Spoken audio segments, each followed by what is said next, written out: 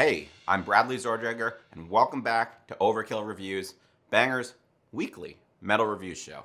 So, this is where I usually do the personal update, but I don't really have anything all that exciting. I'm just working a lot lately, but I like my job, so that is kind of exciting. But me telling you about it wouldn't be exciting, so I'm working. So anyway, if you want to keep up with all the shit I'm doing, follow me on social media. I post about it and all that good stuff. Don't forget to subscribe, hit that bell notification, and if you have the means, we'd love to have you join us over on our Patreon, where we post exclusive content. So, this week, I'm reviewing a classic death metal band from New York State.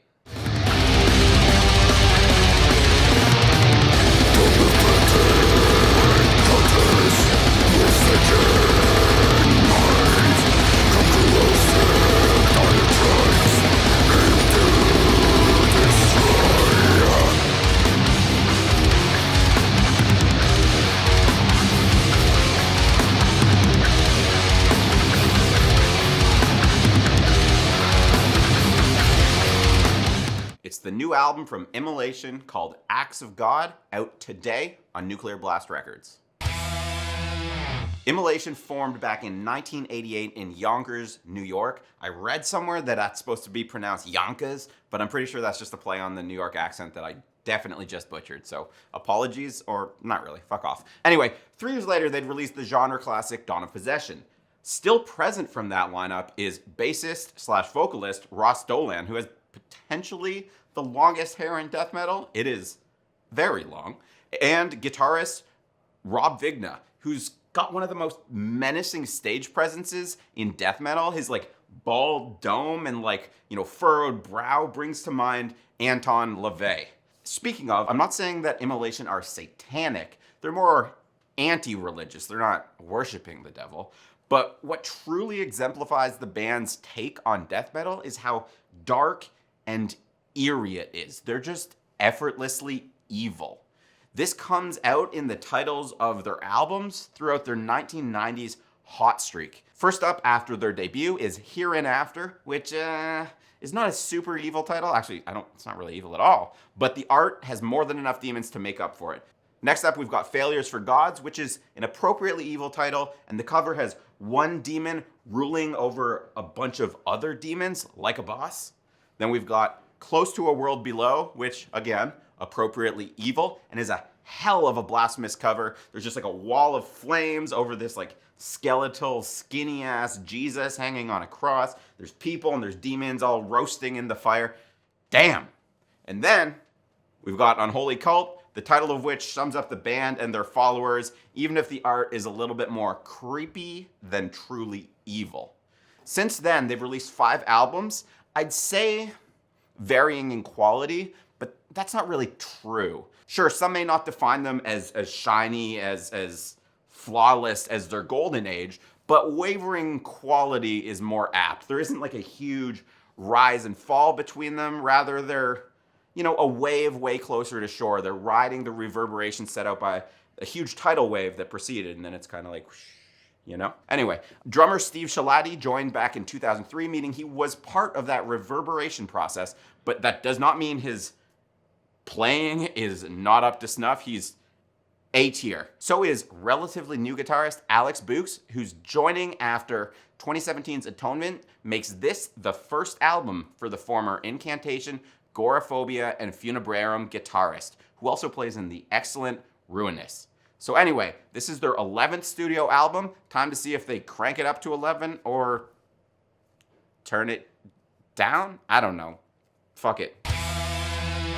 So things were looking up from a few early tests. The first sign was the art from Eliran Kantor, whose dark painting of angels fighting a dude? Another angel? I can't really tell if the guy at the receiving end of the violence has wings or not, but either way, it's a beautiful piece in this haunting way, and it's a far cry from the art on the more recent Immolation albums, which feels much more digital. It lacks a little bit of the soul encompassed in this art here, which has more of a classic painting feel. Another good sign is the production, which is full and chunky, but with plenty of room for their trademark atmosphere to stab through. And it truly captures their menacing music. Well, captures isn't really enough. It elevates it.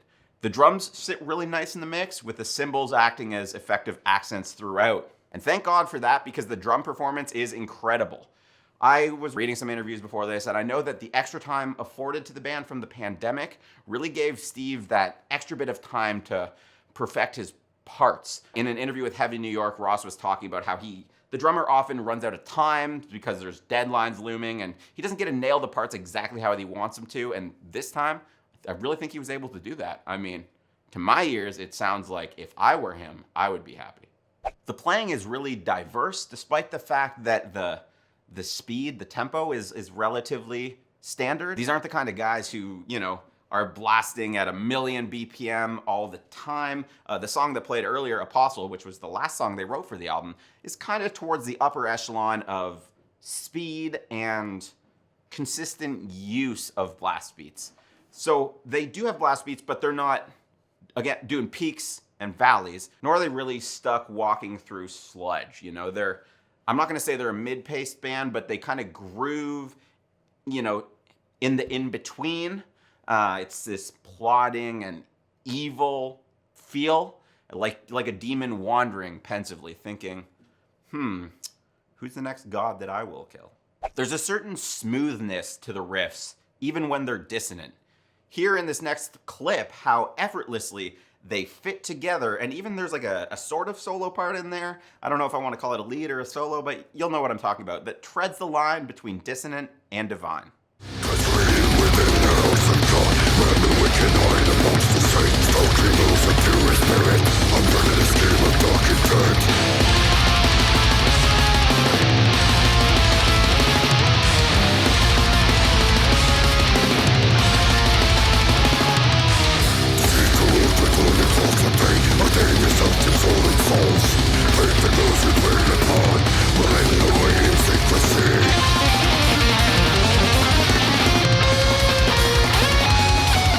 So that's the sort of title track. It's called In Act of God, not Multiple, which I guess is summed up in the other 14 tracks here. And in being sort of a title track and the first proper song on the album after an intro, it really sets the tone.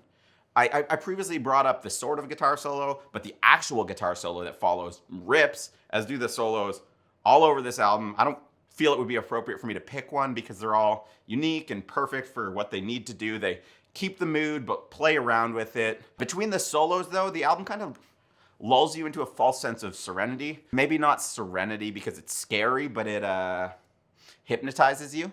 Like you're being swallowed slowly, yet wholly, and that's wholly as in whole as in all of it. It could also be a pun like hole, like a hole in the ground, E. Holy rusted metal, Batman! Huh? The ground, it's all metal, it's full of holes, Holy! Oh. But it's certainly not holy as in Jesus. No way. Get the fuck out of here. Anyway, you're getting closer to a world below. Huh? One of the ways that they hypnotize you is with these riffs that rise and fall, which is basically what one of them pendulum-ass swingy doohickeys does when hypnotist, is trying to hypnotize you. It's swinging side to side. Flip that son of a bitch either 90 degrees this way, and it's rising and falling, and rising and falling, or rising and falling, and rising and falling. Or, like a wave. But I already said something about a wave, and this is hell, god damn it, and there's no water in hell. It's all fire. So yeah, anyway, up and down, up and down, up and down. You are getting sleepy.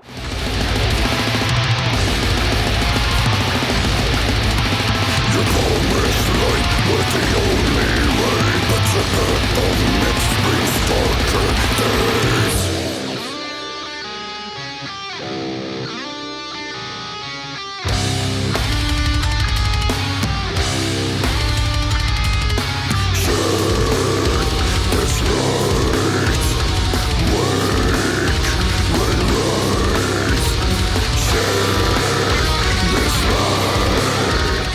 Occasionally they'll shake you out of that feeling though, and that generally happens when the discordance ramps up. I mean, like dissonance is kind of the name of the game throughout a lot of this album. There's riffs that are playing against the same riff, but like they're just like in ugly keys. They hate each other. They're fighting. it doesn't make a lot of sense, but it sounds off-putting, which is a compliment here. But when it gets really intense,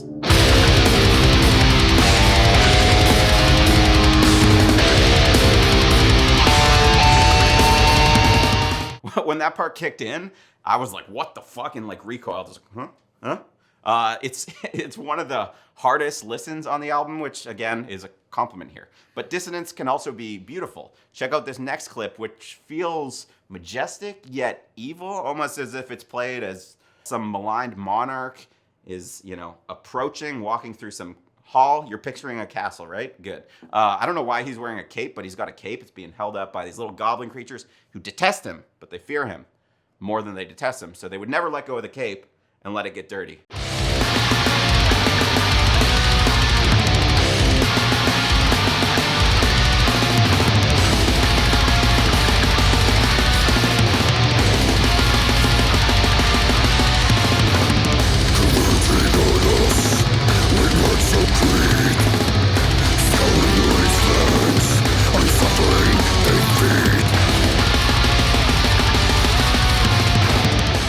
Look, I wish I could give you more clips, but I kind of already skirted the rules and half added one back there. But the song Let the Darkness In makes me question everything I've ever done. Hopefully you too, because otherwise that just means I'm not a very secure person and that would suck. Hello, darkness, my old friend. It's heavy, but not just in a musical way, but feels like a weight on your person. And since I want this review to feel good, I want you to have a good time watching this and then want to go listen to the album. I'm not trying to depress you here.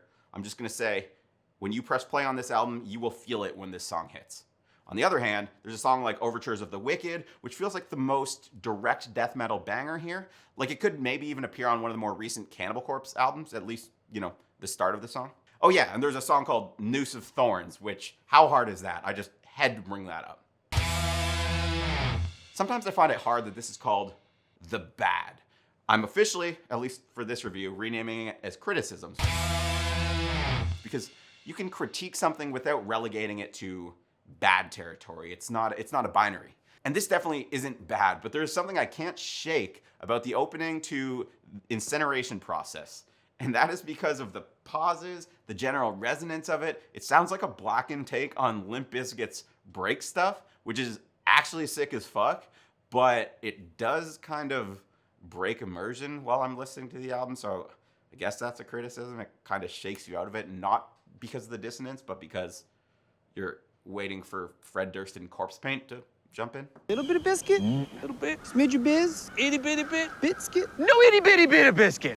The other criticism could come from the fact that the album is so long at 15 tracks. However, keep in mind that one is an intro and one is an interlude. Both of these are incredibly effective in maintaining the mood. So all of which is to say it's, you know, only 13 songs proper, which isn't totally unheard of. Besides, I don't really mind it because the hypnotizing effect of the album, you become a part of this album, it becomes a part of you, and you're just kind of powerless against its devious charm. If Trey from Morbid Angel is like a dark sorcerer, then Bob Vigna is an evil necromancer. The yin to the Morbid Angel yang, or vice versa. Well, the comparison doesn't really fully track because, you know, yin and yang, one is light, one is dark, and both these guys are dark, bleak as fuck. But what I'm getting at is they are two of the most creative writers with their own styles that feel otherworldly. Be it the addition of Alex Books on guitar, who does solos and riffs all over the album, the production, the art, the extra time they had to write, or some truly dark magic cast by the quartet, this album is Immolation invigorated. They are in tip-top form, and for that reason, I'm giving it 4.5 out of 5 skulls. Time for shoutouts. First up, I'm gonna throw it to something that we already reviewed because it's a little funny. Venom Prison, their album Erebos, which came out February 4th on Century Media. And Blaine reviewed that, which is, you know, death metal coming from the hardcore world. And I reviewed Immolation, so it feels like we did a little bit of a swap, even though I've always liked Immolation. And it's cool that we both love what we reviewed. And that's why I'm giving it 4.5 out of 5 Greek skulls. I don't know what a Greek skull is, but I don't know, the whole album's Greek. People like Greek stuff. Coming out today, we have a new one from Nightrage called Abyss Rising on Despots Records. They're a mellow death band, I think originally from Greece, and then they relocated to Sweden. Tompa from At the Gates sang on a couple albums for them, and that kind of says all there is about the quality of the music. And they're really deep in their career now, and they're still going. So check that out. Out February 25th, we've got a new one from Allegaeon. The album's called Damnum, and it's out on Metal Blade Records. I have a very complicated relationship with this band. I liked them a lot when they first came out. Then I kind of got out of the super clean tech death, and they were super clean for a while. But this album feels a little bit more dissonant, a little bit more up my tech death alley, and a little bit more threatening. I'm very much looking forward to it. And lastly, I've got the new album from Gutrectomy, Manifestations of Human Suffering, out on Amputated Vein. They're like a slamming, brutal death metal, deathcore band. And there's a song called Apocalyptic Squirt Tsunami. So bonus points for that visual. Anyway, let us know what you think in the comments down below. Again, follow me on social media to keep up with all my bullshit. And I'll see you there, or in the comments, or in the real world sometime.